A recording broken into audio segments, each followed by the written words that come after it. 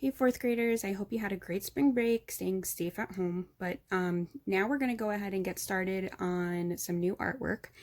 We're going to be reviewing some art from the artist Heather Galler. You might remember her earlier in the year when we worked on our hot cocoa mugs. We're going to be taking a look at some of her other artwork, a little bit closer of a look. And you're going to be able to see how she used patterns in a lot of her artwork, and she was known for also making her still lifes. So that's what we're going to focus on now. So go ahead and take a second to look at the next few slides, a little bit of information about Heather Galler.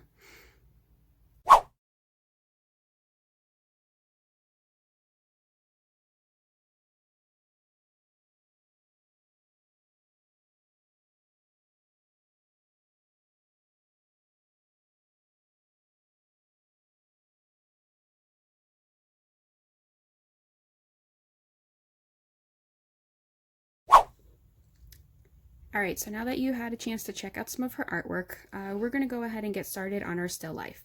So now that it's springtime, a lot of the flowers are starting to grow, and I figured this would be fun to be able to make a colorful bouquet of flowers. So we're going to do it in the style of the artist Heather Galler. So you can see a few of her paintings. The table was actually made in a checkerboard pattern, and a lot of her flowers are very colorful and don't actually look like real flowers, so you can tell that she really used her imagination to create her flowers. That's what you guys are going to work on for today. So let's get started. You're going to be using a pencil to draw, and you can use a black marker if you have one at home to trace everything, and you can color your picture with whatever you'd like. So I'm going to go ahead and get started on the vase. So we're just going to go down. Remember, we're trying to make it look 3D. So to make it look realistic, we don't want this line to be straight. We want it to actually look curved. And then we're going to go back up, and we're going to stop right there. We're not going to close our vase yet because we want to fill it with our flowers. After our flowers are there, then we can go ahead and fill that in. But we're going to go ahead and add our table. And we can make our checkerboard. So we want to go straight down, leave a space. You don't want to do it really close, or else you're going to have a ton of little boxes to have to color later. Down, right here. Continue. Try to keep the same amount of space between each one. If you want to use a ruler for this, that's fine. You don't have to though. And then you can go ahead and do from this side, stop and pick it up on the other side of the vase, and keep going until you get all the way to the bottom of the paper, like that. All right, so now it's your chance to go ahead and start to make your flowers. So just like the artist did, you could see that her flowers were kind of different shapes, and she was really using her imagination when she made them. So what you can do is this. You can start by just making a circle or an oval, and then make a shape for a petal. Doesn't have to be like a real flower that you would see outside in a garden. She just went with it. So you guys can go ahead and just start making flowers. You can leave it like this, or she would even add some extra shapes around just to really make her pictures really colorful. All right. So I can leave that one there. I could even add a little bit of my stem going down. And then over here, maybe I'll make more of like an oval shape. And I might have little petals this time to start. It's like she would make petals and then just keep making it grow bigger and bigger. She would even add like another circle or oval sometimes, then more petals. It's really up to you how you make these flowers look. Okay? And maybe I'll go one more time, and then I'll add my stem. I think I'm going to go ahead and now close this vase, and I can bring this down.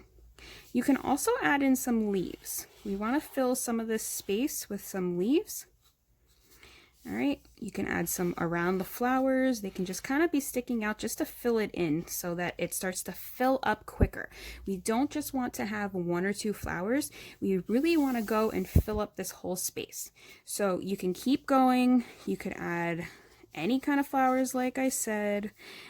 don't forget to add the little stem so that it goes in and actually looks like the flowers are sitting inside of this. Okay, I would probably add at least one more flower here and one more flower over here, and be sure to add a few leaves. So you can go ahead and pretend that I finished that up.